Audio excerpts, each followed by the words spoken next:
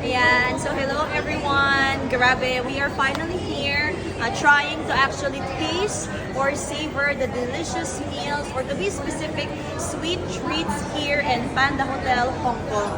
Ito po yung pinag-check-in na namin na hotel, and as you can see it here, wow! Look at the picture, look at the image. Sobrang maganda po. The image itself is napakasarap na, parang nakakapanghinayang kainin. But I do believe masasarap rin po yan, just as how the image suggests. Grabe, may different varieties of cakes, from tiramisu cake to chocolate tart. Grabe, look at that. So sobrang excited na to taste that.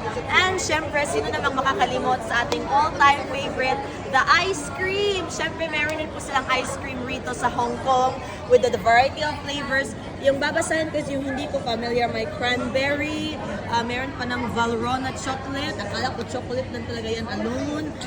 Merong mga, syempre, the vanilla, the classic one.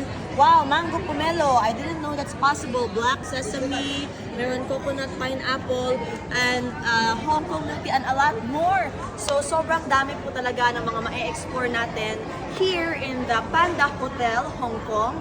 Kasi trivia rin pala, hindi lang po pala siya nagsisell ng mga different varieties of sweets. Pwede ka rin mag-check-in rito or restaurant. But it's actually like a whole mall na talaga. Kasi nung bumaba kami yesterday, meron na talagang mga damit. As in literal na pwede ka pong makapag-shopping while nandito ka sa hotel. So I believe that's one of the best things about Panda Hotel. Kaya we're so excited. Kaya tara, let's taste and have this experience of a lifetime before kami mag-shopping later on. Let's go!